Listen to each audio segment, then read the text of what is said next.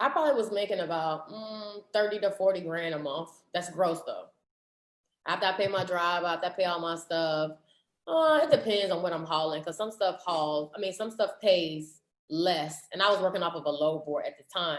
I didn't really start seeing any real money until I started hauling specialized freight. And at that point I was making like 18 grand a day. So I was Sheesh. So this is whenever you start getting into the government contract? Nah, this is before all of that. This is just before that. So the current in Georgia, like this situation, is this the wide load trailers or this is just like the semis that you're running right now? This is semis, but it's a regular flatbed trailer. Okay. But so it's wide. Go ahead.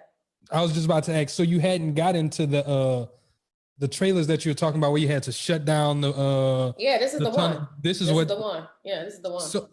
So with that, now so you running the truck, who do you find to like escort it? Like, do you have to go through a company through there? Like how does that part work? So because of this, everything is about safety with these trucks, right? Mm-hmm. When you get these loads, so when they're tall, you have to map out the route that you're going to take because you have underpass, you have bridges and tunnels and stuff. That stuff it's a safety thing. So you have to contact your Department of Transportation to give them your route and what time of day you're going to be traveling. What they're going to do is they're going to get in contact with all the contractors in the city that are working on the roads. And they're going to say, okay, this person is working at this time. This your route? Okay, let me check with all the contractors and see if you can come through. If your load is not too tall or too wide or whatever, like within a margin, they'll say, okay, you can go. Some roads are not wide enough for certain things. So they might say, you got to take another route. My loads were so wide that I couldn't carry them. And you're talking about 25 foot wide ducts and impellers I'm bringing in to build a power plant. So the stuff was so specialized, I literally couldn't carry it until at nighttime. Now, at that time, when I did the first round of these, first of all, let me just say this. When the company called me to do the loads, I had never done one before. So for one thing about me, you ask me to do something, I ain't gonna never say I can't do it. I'm gonna go figure out how to do it. When I found out how much the load was paying like $6 grand to go 80 miles. What? Yeah, give me here.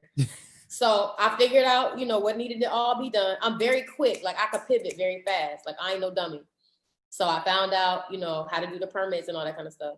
When I got the first round of them done, so we had to have escorts. The bill was 11 grand for the first week for the escorts. Damn.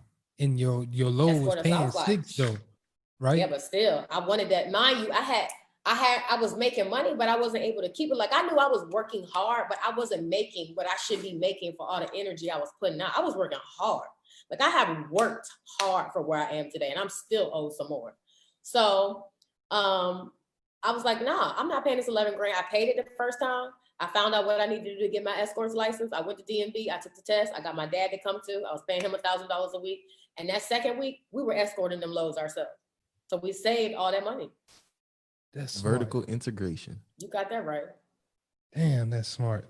Yeah, I had to have it. So like with the process of getting you started with the pilot company, you just basically is it a lot of hurdles to that too? Like any startup costs, anything like that? It was a little bit. Like, I mean, most people are not going to really, like, everybody want to be a beast until it's time to be the beast. So I really had to get in that book. I had to study. I had to go take the test. I had to sit somewhere for 8 hours a day because you have to go to another piloting company and take the class. Then you got to pass your test. Then you got to buy all the stuff for your car, which it really ain't a lot. Maybe like $300-$400. You need the CB, the flags, the straps and all that kind of stuff. It wasn't a lot to it at all. It's just, are you gonna do it or not? You know what I mean? I didn't ask nobody, hey, what I gotta do? I start Googling, I start calling DMV, what I gotta do? And I found out, and literally it took me probably like a week to get everything together. And then I just hit the road. And once you saw that it was like 11,000 that you could have made, did you ever think about running a pilot company, or you're just like, nah, I'm gonna focus on these other trucks? I mean, if it happens now, I still have my pilot's license. So I still could just, get a car, get the car ready, put all the stuff on it and go do it again. But for me, like people talk about like setting up a pilot company. I didn't need to set up a pilot company because it was my freight I was escorting.